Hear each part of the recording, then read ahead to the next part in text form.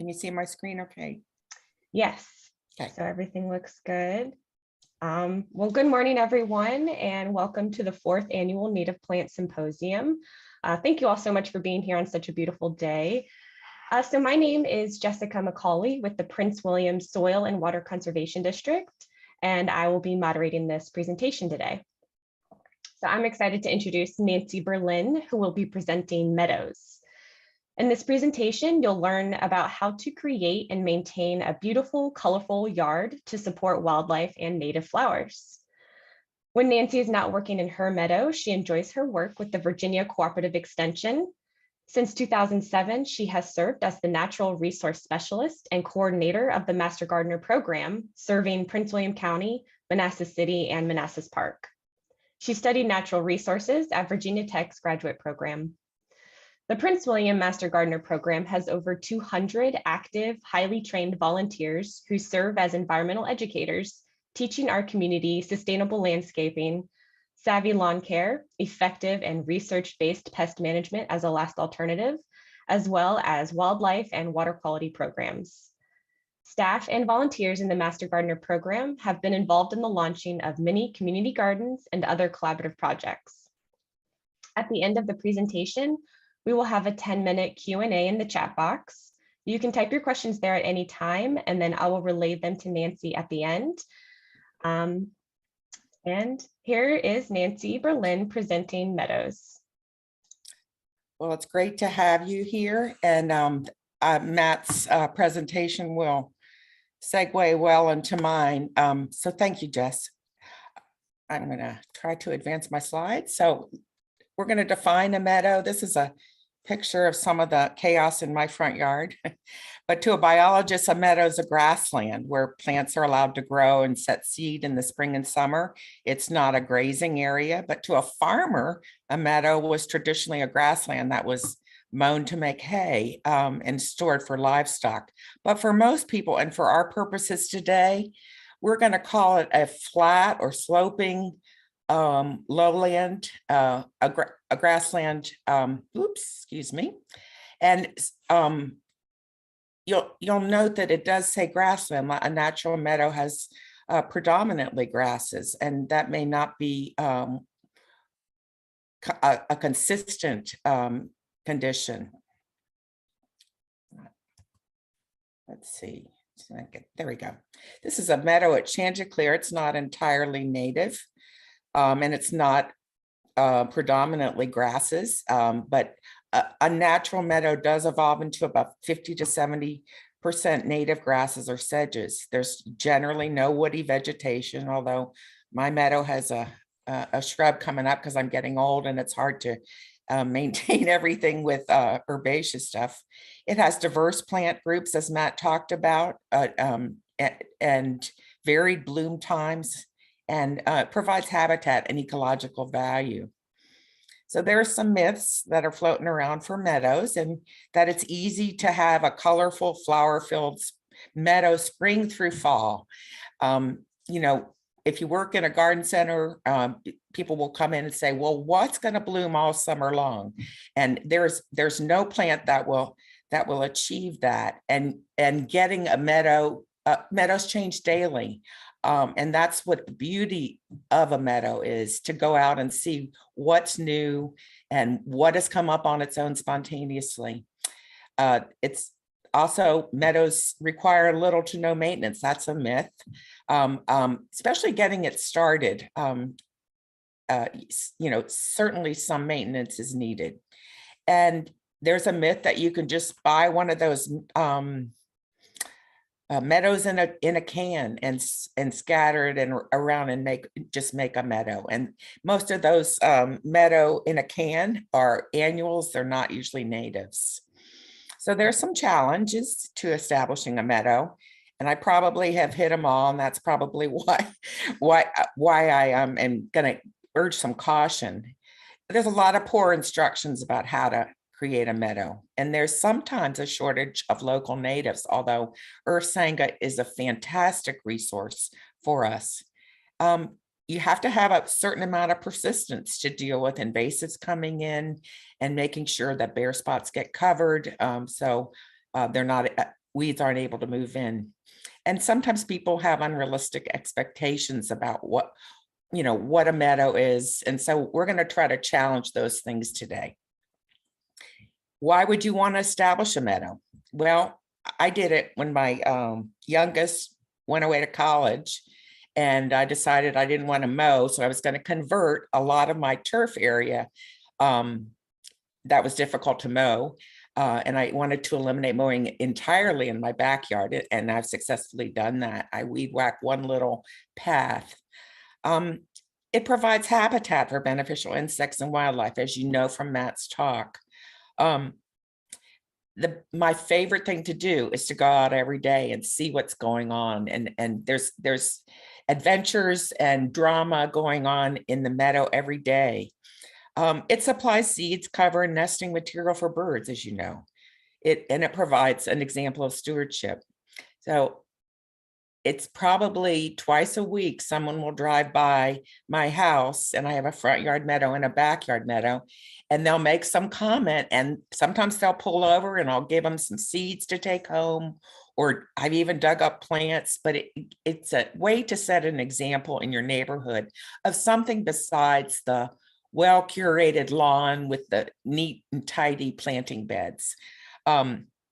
And most of the comments have been positive. I'm pretty sure that there's some people that think I'm a little crazy, but it does a great job absorbing stormwater and reducing erosion. Last week when we had that really, really intense rainstorm, my front yard is very flat, and a lot of water collected there. And I had a contractor come by, and he said, "Oh, look at all that flooding." But within an hour, all these native plants had soaked in that stormwater. There's no need to use fertilizer and pesticides, and it's a great way to learn about the natural world right in your own yard. So I have a very modest house. This is a drone picture from many years ago, but you can see I have some paths in there, that was not as densely planted as it is now. On the left is the first year I did it. There are a lot of annuals that are not native in there. There's some Sweet William and some bachelor's buttons. I am not a complete purist. I'll put some annuals in there that are not natives, but all the ones I'm going to be talking about today and focusing on will be local ecotypes. So there's benefits to a meadow, the ecosystem services that it provides, certainly. Again, meadows are great for stormwater. Here's a meadow at Wolf Trap, and here's a little area that I've put some plants in here to deal with the problem area in my yard. That particular picture does not show natives, but you get the idea of dense planting helping with this slope here. And I think we could call this a mini meadow or a vegetated swale or conservation landscaping, but this hell strip here could be considered a small meadow and can do the same thing for stormwater. So Doug Talmy says that when gardeners use native plants, they can have beautiful landscapes, and your yard plays a vital role in protecting biodiversity. This is a sort of a new program with Hometown Habitat. In the past, we've only asked that plants be pretty and gardens be pretty, but now we're expecting them to support life, feed pollinators and other beneficial insects, sequester carbon, and manage water. And so this Hometown Habitat and Homegrown National Park initiative with Doug Talamy is a great way to do it. And you can get your property listed on his map here. We're getting ready to put our teaching garden in Bristow on this map. So you can Google Homegrown National Park to find out more about that. So comparing a meadow and a turf, and I probably don't have to convince this group that turf is a very high maintenance crop, and some people really want turf. And so for those clients, we recommend they reduce the size of the turf and manage it appropriately. Turf requires fertilization annually in the fall, and it requires mowing. It often will require some herbicide if you want a a lawn that looks like a golf course. But of course, that's not what we're here for. A meadow, you can mow it annually. There's no irrigation needed except when you're establishing a new plant. No fertilizers or pesticides are needed. And there is some weed control needed. I am out there getting some winter weeds up almost every day this week. So let's talk about site assessment and think about, picture your site and what kind of soil and draw a diagram. What kind of wildlife are you dealing with? These are just a few things to think about before you jump in. Is it adjacent to another habitat that you can link it to? Keep it out of the right of way on the property. We had a client that had some native plants mowed down by a utility company this week because it was on the edge of the right of way. So we want to avoid that. What kind of sun exposure have you got? Are there plants or woodies present? Is it on a slope? And that's going to really help you to think through what you're dealing with, whether it's wet or dry conditions, or are you dealing with some tree roots in an adjacent area? So, and what kind of function do you want it to fulfill? I like it because for all of these reasons. And here you see some lady beetles. Now these are Asian lady beetles, but they're doing the job in my yard. And there's all three stages. The larvae eat aphids. There's the pupa in the bottom right.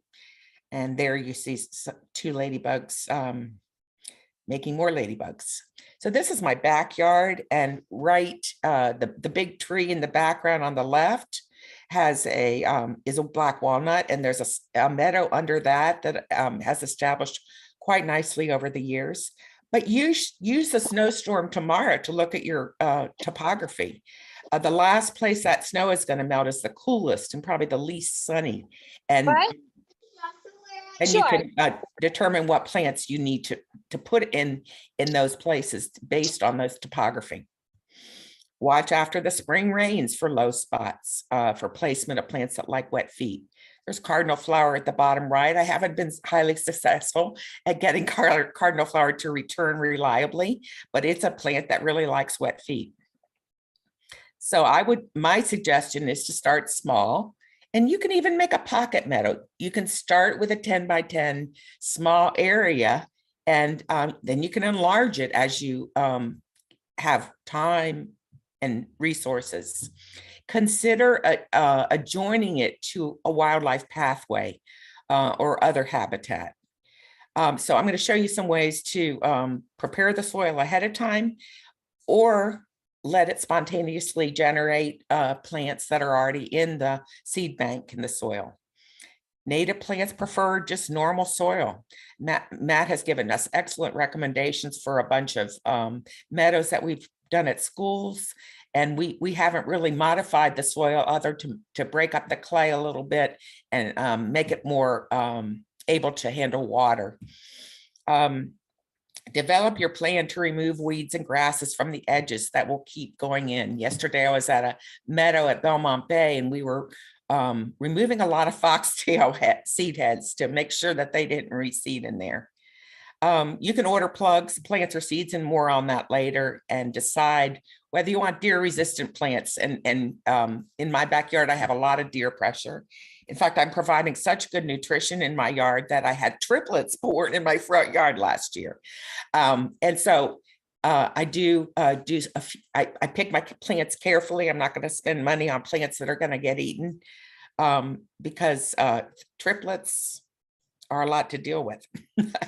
So be sure to include some native grasses. And so I've read anywhere from 20% to 70% native grasses. I probably have about 30% in my yard. And I have those in areas that are high erosion potential because those native grasses have great roots to hold that soil.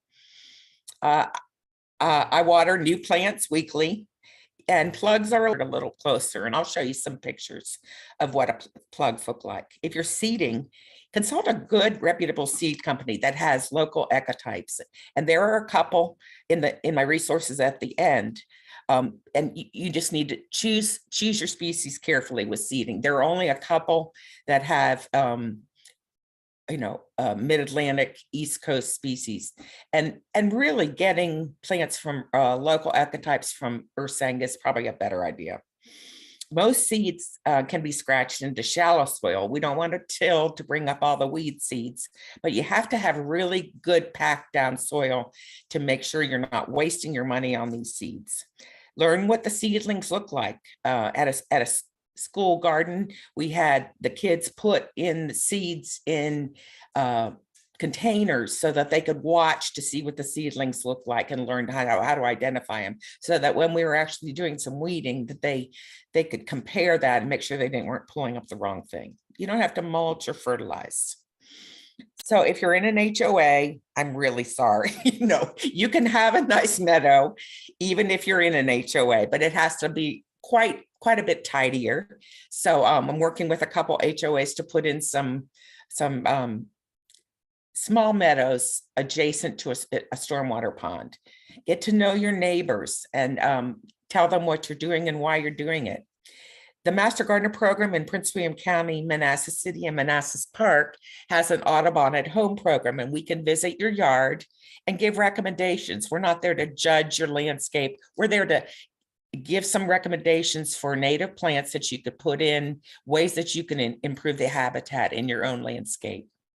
You can also contact the Watershed Branch of Environmental Services in Prince William and get your yard on a list. So if there are any complaints, the county is aware of your landscape plan. And so we'll give you resources for that. But be prepared with an elevator speech. When somebody drives by, oh, your yard is so wild and crazy and pretty. And this is why I'm doing what I'm doing. So here's Veronica Castrum in my front yard meadow, and it reminds me of a ballet dancer. I love this plant, but let's talk a little bit about site preparation.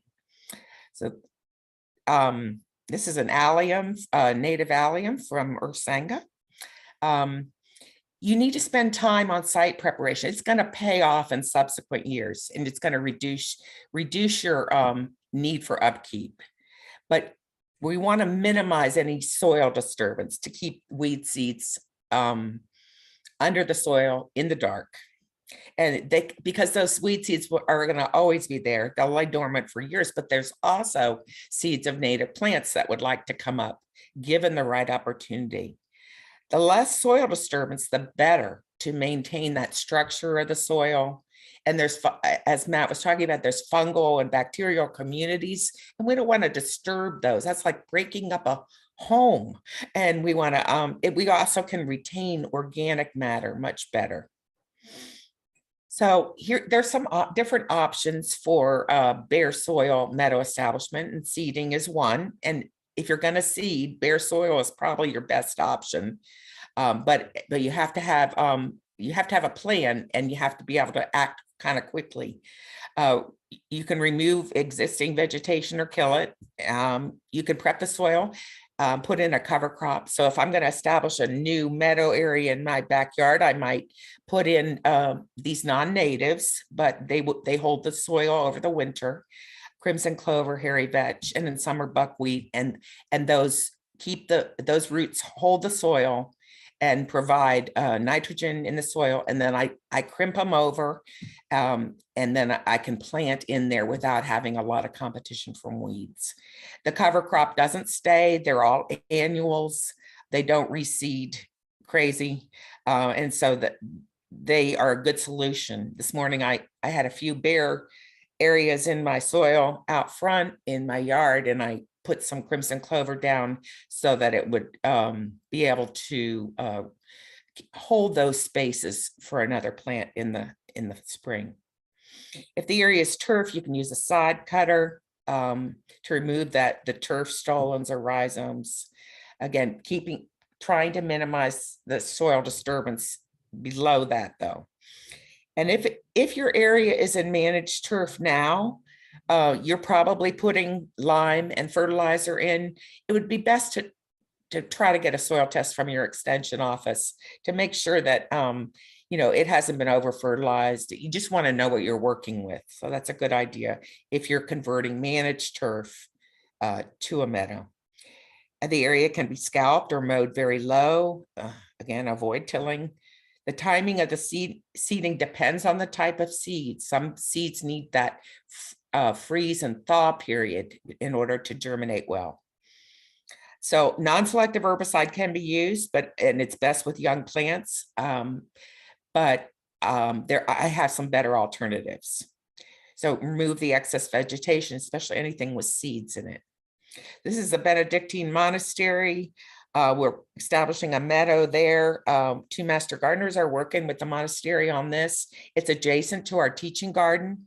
And so we're following some advice from Bob Glennon with the USDA on species to put here, and they're all going to be local ecotypes. We're going to be seeding and using some plugs. So they started preparing this site last fall, and it's about ready to be planted soon.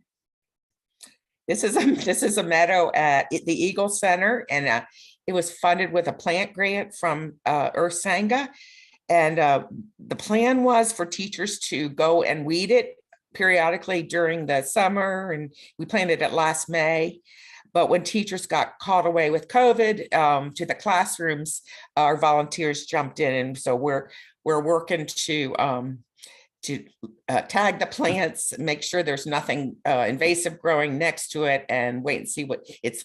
We were out there yesterday, and it's looking pretty good, but some maintenance is definitely needed. So if you're working with existing vegetation, this is what Matt was talking about. It's possible to allow a meadow of existing plant communities to naturally emerge and develop, but this does require some attention and monitoring with persistence. You could add plants or remove them as the meadow evolves and as you have time and a budget. And some natives are more aggressive, and you can edit them out as the meadow becomes more profuse. So another picture, I have echinacea here. That's the only thing I have. That's one of the few non-natives that I have in here. But this picture shows Veronicastrum and there's some New York ironweed and yarrow, but non-chemical does require advanced planning. It requires longer duration, some patience, persistence. So those are all good character traits for gardeners. And you can remove the dead vegetation with minimal disturbance. All right, sometimes we just cut the weeds right off at the surface. So solarizing is one non-chemical technique, and I've used all these techniques. You can use clear plastic, and I would get a thick enough clear plastic that you can reuse so that we're not contributing. And you cover the area and bury the edges either under the soil or with landscape staples, and leave it in place during the hottest part of the summer for about 4 to 6 weeks. And then you remove the plastic. And I did some raking of the plant debris under that. Occultation is similar, only it's using a black, and this is reusable landscape fabric that is used in agriculture. The weed barrier is pinned down over a bed filled with winter annuals, let's say right now, and it was ready to plant about 2 to 4 weeks. So you're covering the soil. And when I took up the soil, I just gently raked the plant debris that was left, and composted it. And then there were a lot of baby snakes under there. They're liking that warm habitat during the winter. Chip drop is another option to cover an area with wood chips. You can read more about this with the garden professors. This is free. I have about an 8-foot pile in my front yard now. I only use it to create paths or to cover a bare area until I can get it planted. You can also call a local arborist, and they have to pay to take these to a landfill. So they're usually happy to drop them off, but you can't get a small amount usually. So plant selection. This is Zizia with some action going on there. And this is going to be a repeat of what Matt was talking about. But in Prince William County, we have natural boundaries, but we are also Piedmont conditions and we have coastal plain conditions. About 80% of the county is in the Piedmont region. It's a transition area between northern and some southern Piedmonts. So Prince William is divided into two physiographic regions again, and there's a transition zone in between, and the I-95 corridor roughly follows and divides those two regions. So picking plants according to a reference area is really important. Plant communities, as Matt talked about, are affected by hydrology, geology, what soil type, and the topography that the geology creates. So geology creates the soils, and that tells us about the vegetation type. So what plants can you see in nearby natural areas? I have a floodplain behind me that's wooded and it's a riparian area. So I kind of skirt a couple different plant communities. So you can use like a park that's nearby, a more natural area to see what kind of plant community you might have. So this is a repeat of Matt's, but these are three common reference communities that you might have. And what you do is you're looking for what is already growing in that reference community nearby so that you could make better choices about what you're going to plant. So mine is a Piedmont mountain floodplain and a basic music forest. So those are the things that grow in those, among many others. But this will just give you a new way to make plant decisions instead of, maybe what looks good at the garden center or Sangha for selection. So these plants like to grow together. They're dependent on the soil and the geography. So for initial plant selection, it can be overwhelming. So start with that reference list, and you can go to the DCR Natural Heritage and look at the descriptions that Matt gave you of the reference communities and the plant communities that are common in the Piedmont or the coastal plain, depending on where you live. Determine what your budget is. Seeding is probably the cheapest, although it's not cheap. Plugs are probably the less expensive than plants, and I'll show you some pictures of those. So I would say to start small, pick 3 to 5 species and a small area to convert. You're going to plant in drifts instead of individual plants. And they like to be close together. Many plants will grow right on top of each other. And if you pick plants that are in the right natural community, they will work really well together. So plant for diversity and insect foraging throughout the season. Think in terms of layers. There's the soil layer, the litter layer, and then leaves and stems, and that might be an herbaceous ground cover. Ursanga recommended that I put some dwarf cinquefoil in, and that has become a wonderful base layer plant in the meadow at the Eagle Center in Prince William. And then there's the blossom layer, and that blossom layer may not give you a continuous bloom, but you can work toward having frequent blooms in that blossom layer. Now, if you live in an HOA, you might need a more tidy. My meadow is not very tidy. It tends to be messy. Messier look is usually more diverse. It's more attractive to wildlife. I don't tidy it up. It's not tidy now. There's a lot of stems that are in place for native insects to overwinter in. But if you live in an HOA, you might select something that looks more along the lines of Thomas Vernier, Larry Wiener, Pete Almdorf's designs, but choosing local ecotypes instead. It's less diverse, less attractive to wildlife, but maybe more acceptable in an HOA. So here's my messy meadow, and you have some spiderworts right here, and the tallest purple. And the spider warts get in my yard, get about 5 feet tall because they're trying to compete with all the other plants. And then I have Monarda fistulosa and some tall phlox, and I have yarrow. Yarrow is a good base layer for me. I have Achillea millefolium, the common yarrow, and it's evergreen all winter long. Here's a few others. I also have a ground layer of Salvia lyrata, lyre-leaf sage, and then the blossom layer, coreopsis, and some more yarrows sticking its head up. There's some bachelor's button thrown in there. They are not native. Culver's root or veronicastrum and heliopsis make the blossom layer. And then the basal leaves of erigeron, the common fleabane, it's a thug, but it does a good job of covering the soil and creating that base layer. Here's changes every week. Well, and I threw in, okay, there's some non-native Siberian iris there, but they're well behaved. But here you have Zizia in the background, the yellow streak across the back, white or pink erigeron, the veronicastrum, and the Achillea millefolium. So you can see the layers a little bit here.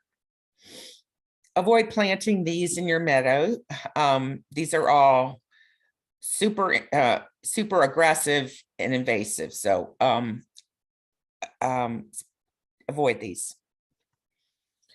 You want to avoid tropical milkweed also. It has been implicated in sharing a protozoan parasite for monarch butterflies, and it can create problems for the it doesn't die back as well in the winter. So I'm going to show you a picture here. This is tropical milkweed. It's very common at garden centers, Asclepias curvassica. Avoid that and buy the native milkweed, Asclepias tuberosa is a better option. And it acts as an annual around here. So aim for about, 70% sedges or grasses. But again, there's a lot of variety in the literature about that. 20% to 70% is a pretty wide range. I add some native grasses, and they help to hold up some of the perennials and provide a cover when the perennials are dying back. So avoid cultivars. This cultivar down at the bottom right-hand corner is Pink Double Delight, and it is sterile. Echinacea is not a local ecotype, but I included it in my meadow. I'm not a complete purist, but Double Delight planted right next to the normal, the straight species of Echinacea. The straight species will be covered with pollinators, and the Double Delight will have no visitors at all. There's some more research I'm going to point you to in a minute. Okay, well, this is, I want to show you this. The next two slides are two different Joe Pye weeds. One is a cultivar and one is a straight species. And I'm going to see if you can tell which is which. Oops, excuse me. Let's see if I can make this go. Okay. They're planted in the same yard right next to each other.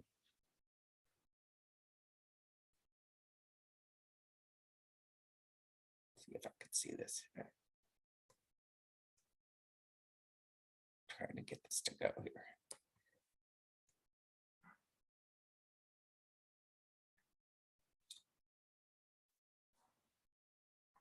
Okay, you can see that the cultivar is the first one.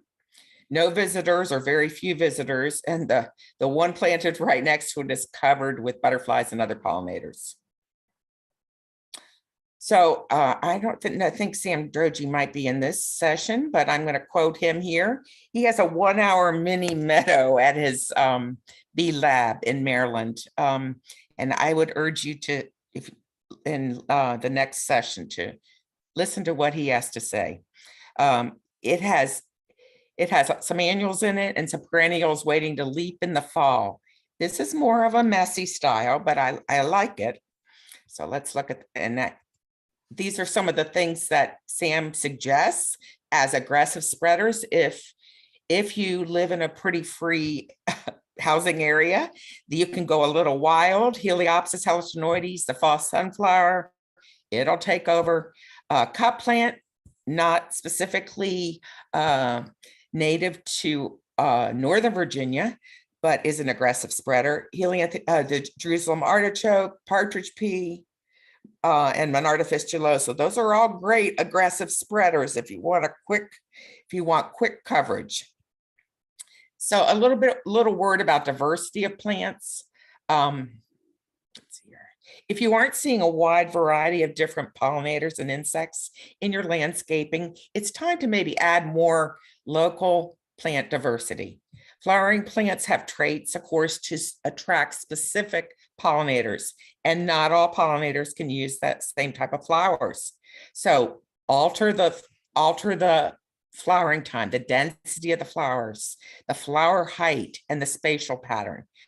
A pollinator's body size, strength, its tongue length determine which plants it uses. So annuals versus perennials. As I said, all the seed mixes that you can buy commercially in box stores are mostly annuals, and they're mostly not native. If annuals are desired, you could sow.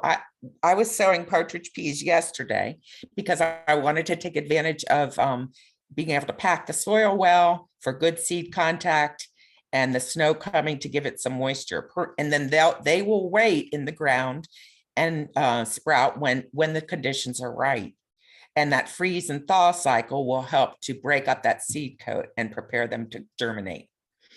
Perennials provide more consistent ground coverage, but there are some annuals that I like to put in, and partridge pea is one that's locally native, and it's a very reliable reseeder. Perennials may not flower right away, especially if you have plugs. So here's the breakdown. Seeds are the least expensive, but prices are climbing. They're still not a cheap option. Make sure you have the budget for the area that you choose to convert. Make sure it has good soil to seed contact and adequate moisture. It's hard to recognize seedlings at some you can direct sow, and some you can be winter sowing. And I'll have a slide on that in a minute. Landscape plugs, they're more susceptible to lack of water. So you might need to monitor them a little closer. They're very easy for volunteer groups to plant because you only need to do a little divot hole and disturb the soil as little as possible. Of course, plants are the most expensive. They give you instant color and coverage. And the first year they sleep, the second year they creep, and the third year they leap. And you can get a really great variety of local ecotypes at Ursenga. So here's this is a low grower and a high grower. The basal leaves of this fleabane daisy. This is an aggressive plant. I have to edit it out occasionally in my yard where it wants to take over and just dominate everything. But it is reliable, and it's beautiful, and the pollinators love it. Go to the Plant Nova Natives website too to also select plants for the right community and for conditions in your yard. Hey, Here's Nancy. a few, yeah. Sorry, there's 10 minutes left of the presentation until the 10-minute Q&A. Okay, cool, thanks. Thank you. Okay, here's a few low growers, pussy toes. This is the native bleeding heart, columbine, and Coreopsis verticillata. So we're going to go through these pictures and just kind of absorb them. You can always look at this later at any of these presentations. Here's a few more low growers, partial sun, some violets, the common blue violet, dogtooth violet. This is in the bottom left-hand corner is the lyre leaf sage, and Packer aria is a excellent ground cover low grower for partial sun areas. It is a little aggressive, but in a good way. Here's some partial sun early summer plants, the geranium maculatum and the columbine.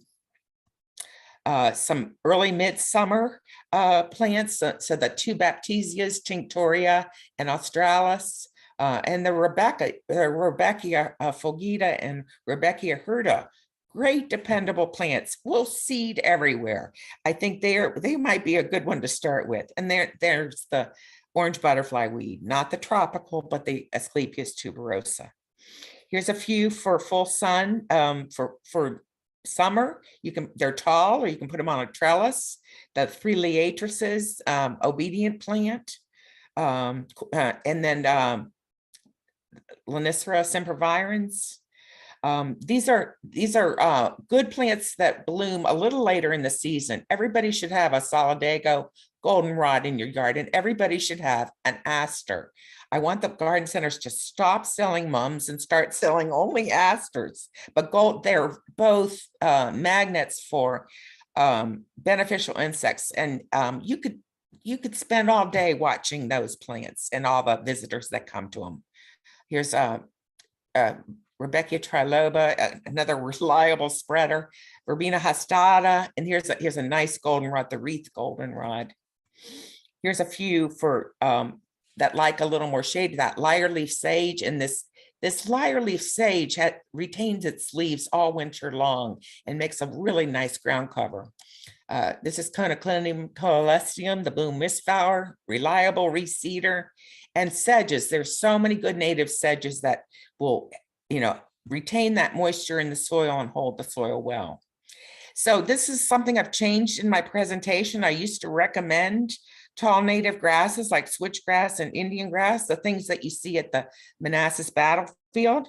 But since that time, I've consulted with Bob Glennon from USDA, and he suggests that these may outcompete your perennials more often, and that these particular grasses that are a little smaller, shorter, would be a better option. So I'm going to give these a try based on his recommendations. They can take a couple years to establish, but they do hold the soil really, really well. Okay, and they provide food and habitat all winter long too. So here's a list. You might want to take a little snap of some partial sun grasses and forbs that you might want to consider for your first round. Here's a few for shade that you might want to consider. These are all very reliable, or partial sun. Oops. So I want to talk, shoot. Okay. So Mount Cuba Center has some good research on nativars. At local garden centers, your native plant.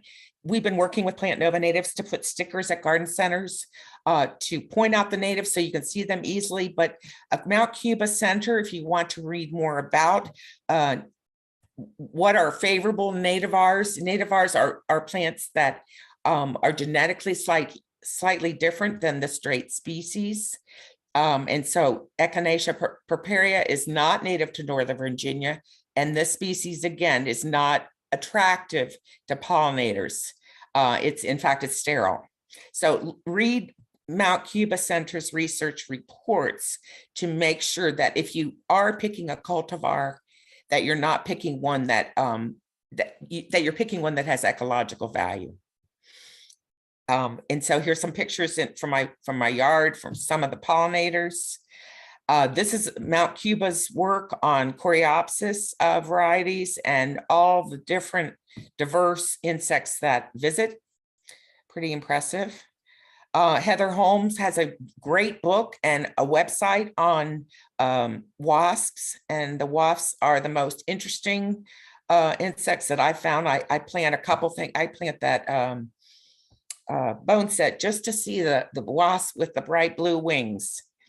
Kentucky has done some garden organization research for monarchs, and the planting scheme right here with the arrow by it, they found 2.5 to 4 times more monarch eggs and larvae with garden design A. And you can see that Asclepias incarnata is on the perimeter of that. Winter sowing is an option for a cheaper way to get seeds started. There's a winter sowing Facebook page, and Penn State has some great extension papers on it. So you can investigate that in your free time. A little bit for maintenance. Growing a meadow is like any other type of garden. It does require some maintenance. you can't burn in the suburbs, but you can weed whack, mow, and reseed. I'm always scouting for weeds and woody vegetation to keep my meadow a meadow of native plants. The winter meadow is filled with interest. This is Pete Ondoff's picture, and the seeds are filled with carbohydrates and protein. So leave the seed heads up all winter for beauty and for wildlife. This is a picture from the garden at Potomac Library. And this picture right here is either a leaf cutter bee. No, this was a mason bee that got in the stem of one of my Heliopsis. And this is, of course, the Asian praying mantis, various discussions on that elsewhere. To mow or not mow, I don't mow at all. I do a little bit of clearing away when I put a new plant in. Hand pruners on small meadows can remove diseased vegetation, but you don't have to be too meticulous. I would wait to mow until late September. You want to avoid any ground nesting birds or other wildlife. Scout for your weeds and invasives, especially the first and second years. You can cut the weeds off at the ground.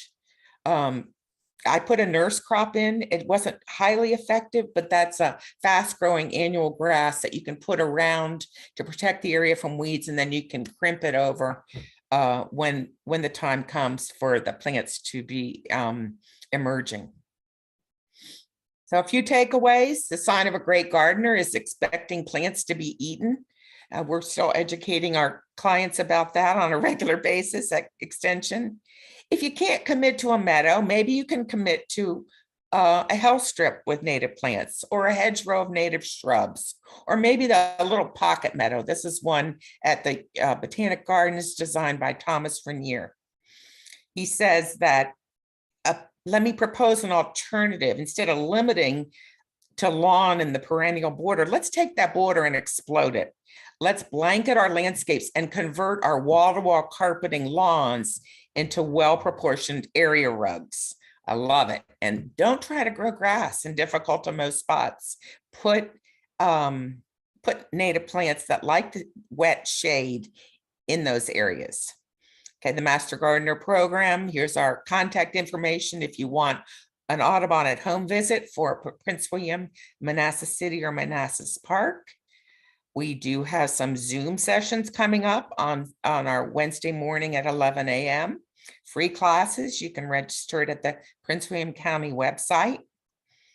And if you have a plant, insect, or wildlife question, Master Gardeners staff that desk on weekdays. And here's a few resources to consult. Ask your garden center to carry natives. Look for native stickers, courtesy of Plant Nova Natives, when you go to a garden center. Stay in touch. We're on social media with Extension and the Master Gardeners in Prince William. We'd love to interact with you on there. And a few resources, and you'll be able to watch this presentation again. I know it was an awful lot of information, but I hope this just whets your appetite. A few more resources. This Instagram account is Sam Drogy's. Fantastic photography. I recommend it. And there's the way that you get into my front door. My 6'9" son hates it because he can't get in without bending over. So I'm open for questions now. Great. Thank you so much, Nancy. I know everyone's excited to get their meadow started now.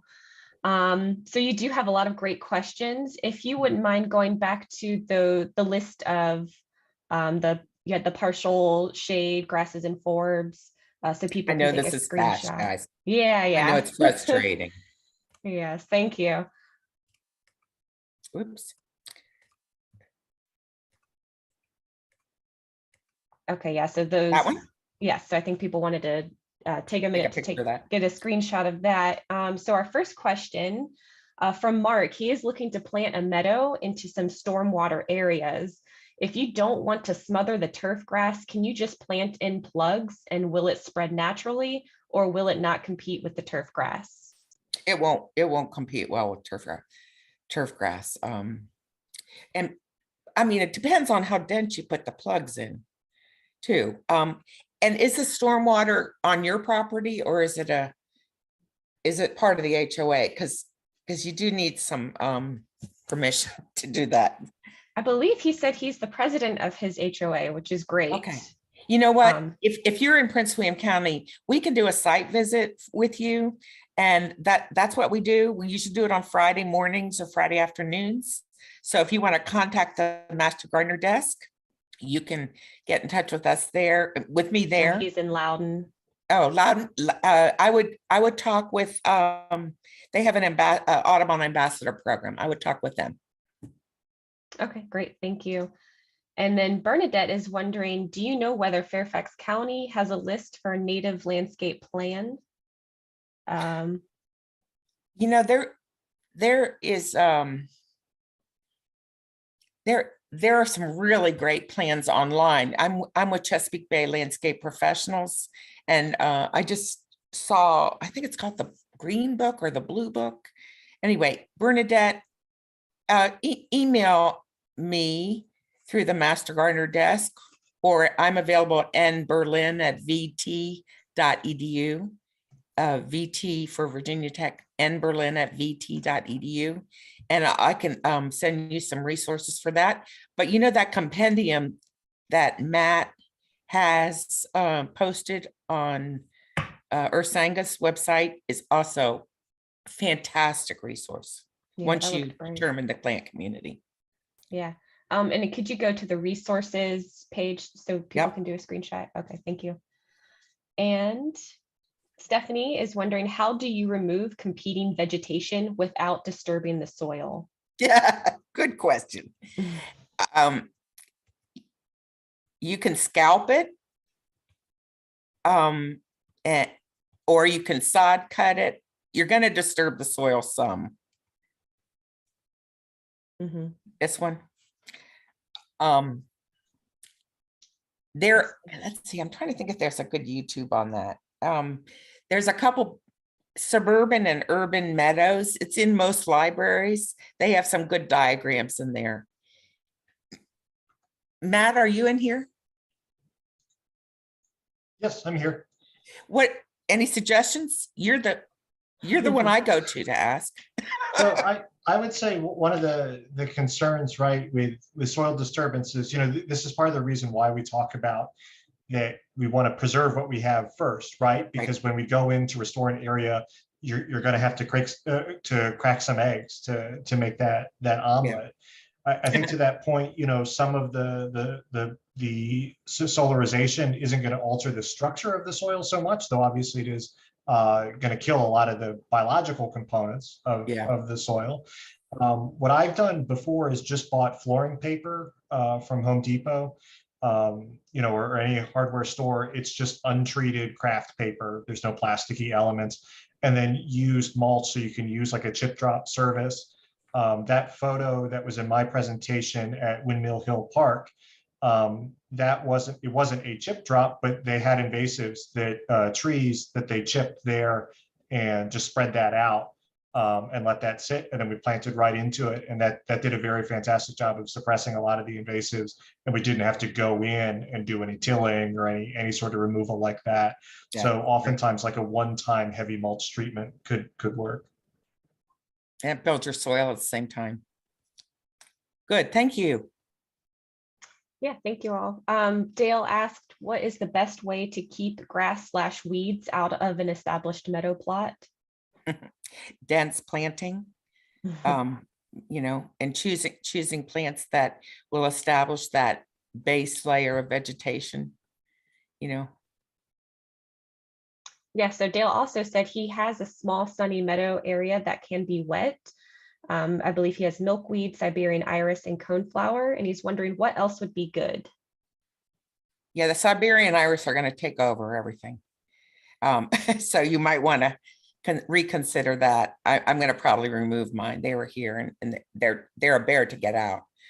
So let's go back to this list here. And remember, think about the plant community too, because you know, look for a reference community. What's growing in an adjacent area? And what plant community? Is it a floodplain? Is it a mesic forest? Any of these would be appropriate. Mhm. And so we just have a few more minutes and then we'll have a 25-minute break. So Pamela asked, do you worry about disease being brought in with arborist mulch? Maybe that tree was cut down for a reason. No, I don't. It's chipped. It's chipped pretty small. It depends, certainly depends on the arborist, but no, I don't worry about that. Okay, that's good. Julie says, Clematis virginiana has taken over my 1/3 acre meadow. I would like to get rid of it. Should I? My gut feeling is it might be sweet autumn clematis. That came into mind. It's really distributed well by birds, and that's an invasive clematis, and it looks very much like the native clematis. So the native clematis is not as aggressive.